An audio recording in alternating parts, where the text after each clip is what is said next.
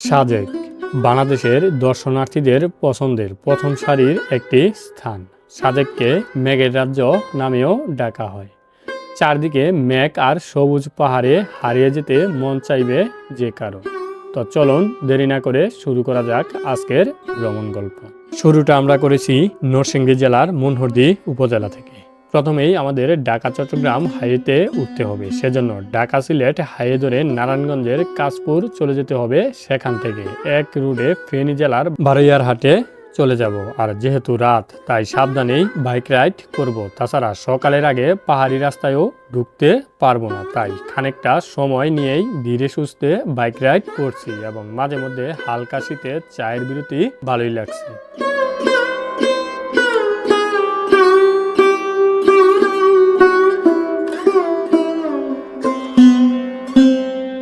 এদিকে রাত ৩টার দিকে আমরা চলে আসছি বারৈয়ারহাটে। হাতে পর্যাপ্ত সময় থাকায় খাবার দাবার সেরে একটু রেস্ট নিয়ে নিলাম।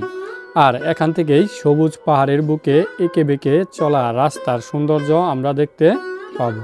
এই পথ ধরে আমাদের এগিয়ে যেতে হবে প্রায় ১৫৬ কিলোমিটার। এদিকে সকাল হতে না হতেই আমরা বেরিয়ে পড়লাম পাহাড়ি রাস্তার উদ্দেশ্যে। খানিকটা যেতে না যেতেই আমরা ঢুকে পড়লাম পাহাড়ি রাস্তায়। আর বাংলাদেশের এই অপরূপ সৌন্দর্য দেখে আমি মুগ্ধ হয়ে গেলাম। বাইক চালাবো নাকি পাহাড়ি রাস্তা দেখবো, এটাই বুঝতে পারছি না, তাই ঘন ঘনই বিরতি নিলাম। এতে করে পাহাড়ের সৌন্দর্যটাও উপভোগ করে নিলাম। অন্যদিকে সকাল 10টার মধ্যে খাগড়াছড়ি পেরিয়ে দিঘিনালায় উপস্থিত থাকতে হবে। বিষয়টি জেনে একটু দ্রুতই ছুটে চললাম, কারণ আমাদের হাতে আর বেশি সময় নেই। যেতে হবে প্রায় ৮০ কিলোমিটার। তা না হলে সকালের স্কোয়াডটি ধরতে পারবো না, তাই সর্বোচ্চ গতিতে বাইক চালাতে লাগলাম এবং ঠিক 10টায় আমরা চলে আসলাম দিঘিনালা আর্মি ক্যাম্পে। বলে রাখি, এখান থেকে দিনে 2টা স্কোয়াড সাজেকের উদ্দেশ্যে রওনা হয়। একটি হচ্ছে সকাল 10টা, আরেকটি হচ্ছে বিকাল 3টা। আপনারা যদি কম খরচে ঘুরে আসতে চান সাজেক, তাহলে সকাল 10টার স্কোয়াডটি ধরার চেষ্টা করবেন এবং সকাল 10টার স্কোয়াডে যদি আপনারা ধরতে পারেন, তাহলে সেখানে বিকাল 2টা থেকে 3টার মধ্যে আপনারা পৌঁছে যেতে পারবেন। তো এখানে এসে আপনাদের আইডি কার্ডের ফটোকপি দিতে হবে এবং এখান থেকে আপনাদের হাতে একটি কয়েন দিয়ে দিবে। এই কয়েনটি আপনি আবার ফিরতি আসার সময় এখানে জমা দিয়ে আসবেন। যদি জমা না দেন, তাহলে তারা ধরে নিবে যে এখানে একটা লোক মিসিং হয়ে গেছে। তো এখানে গিয়ে আপনার রেজিস্ট্রেশন করবেন, এন্ট্রি করবেন এবং তাদের কাছে বিভিন্ন তথ্য দিয়ে আপনি তাদের স্কোয়াডের সাথে যুক্ত হয়ে সেনাবাহিনীর পাহারায় চলে যাবেন সাজেকে।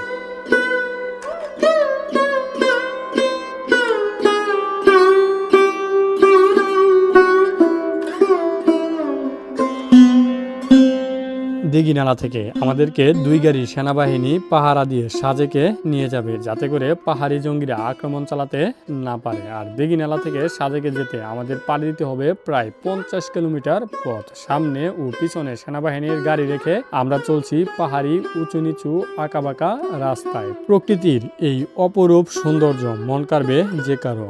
বাংলাদেশ যে এত সুন্দর, পাহাড়ে না আসলে বুঝতেই পারতাম না, আর জানতামই না আমার মাতৃভূমিও বিশ্বের অন্যান্য দেশের তুলনায় সুন্দর কম না।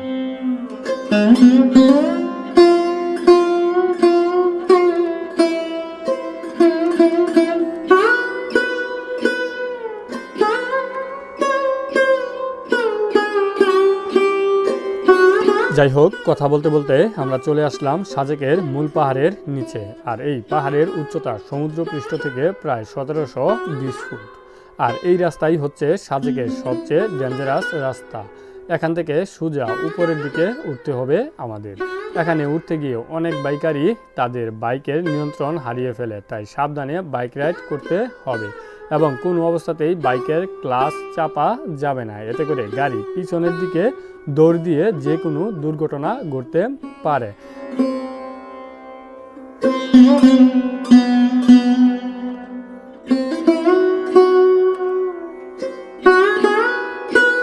পাহাড়ি রাস্তা শুরু হয়েছে সেই বারৈয়ারহাট থেকে। আমরা ইতিমধ্যে পাহাড়ি রাস্তা অতিক্রম করেছি প্রায় 150 কিলোমিটার। সেই 150 কিলোমিটারের মধ্য থেকে যেই রাস্তাটা আমরা অতিক্রম করেছি, তার চেয়ে অনেক বেশি ডেঞ্জারাস এই 5 কিলোমিটার রাস্তা। কারণ কি, সাজেকের শেষ 5 কিলোমিটার রাস্তা হচ্ছে একেবারে খাড়া। হঠাৎ করে উপরে চলে যাবে, আবার হঠাৎ করে নিচে চলে আসবে। আপনার সামনে যেই পাহাড়টি দেখতে পাচ্ছেন, সেটাই হচ্ছে সাজেক ভ্যালি। আর সেটাকে লক্ষ্য করেই আমরা সামনের দিকে এগিয়ে যাচ্ছি। অ্যাকশন ক্যামেরা হওয়ার কারণে পাহাড়টি বেশ ছোট দেখা যাচ্ছে, কিন্তু পাহাড়টি বাস্তবে অনেক উঁচু এবং বিশাল। আর এই বিশাল পাহাড়টিতে উঠতে প্রত্যেকটা গাড়িকেই খেতে হচ্ছে হিমশিম, যার কারণে প্রত্যেকটা গাড়ির 1 এবং 2 নাম্বার গিয়ারে রেখে গাড়ির ফুল পিক আপ ধরে রেখে আমরা উপরের দিকে চলে যাচ্ছি। আপনারা দেখতে পাচ্ছেন আমরা চলে আসছি সাজেকের গেটে। আমরা কিছুক্ষণের মধ্যে সাজেক ভ্যালিতে উঠে যাব। আর এই শেষ কামড়ে আমরা গাড়ির পিক আপটা সম্পূর্ণরূপে ধরে রাখছি, যাতে করে গাড়িটা কোনো অবস্থাতেই নিচের দিকে পড়ে যেতে না পারে।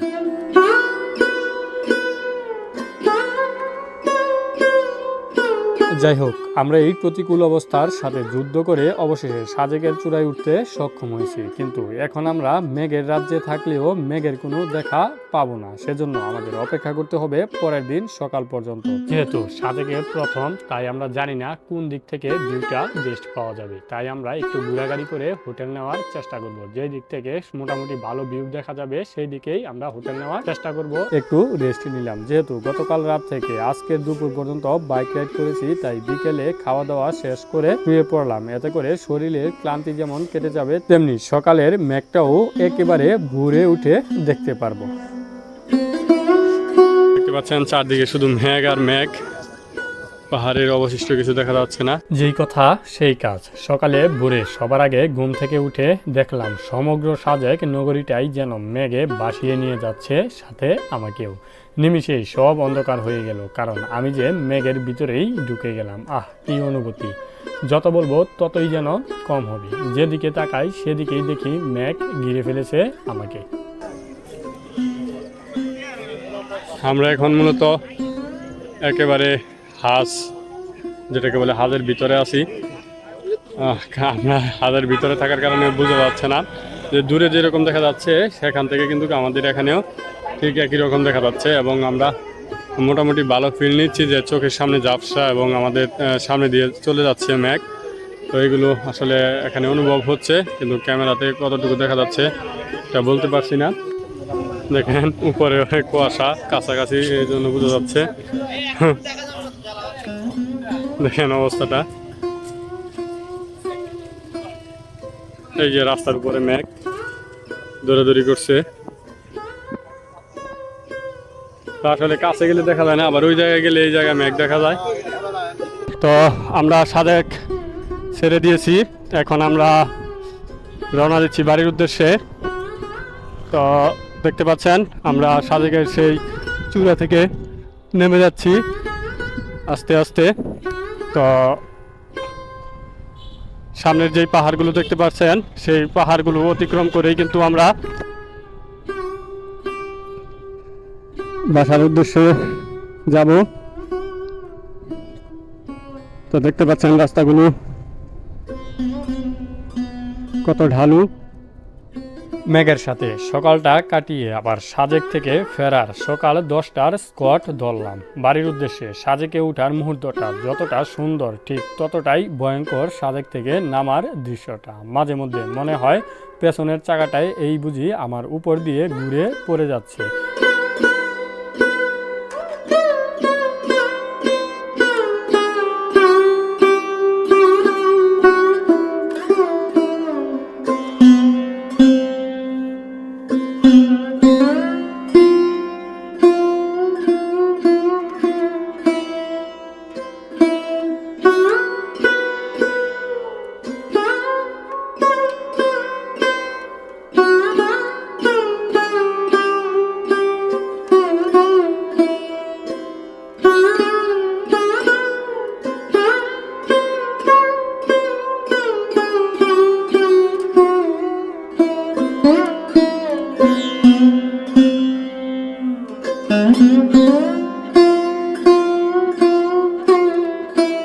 আসলে ক্যামেরায় কেন জানি বোঝা যাচ্ছে না, এখানে গাড়িটা একেবারে খাড়া নামতেছে উপর থেকে।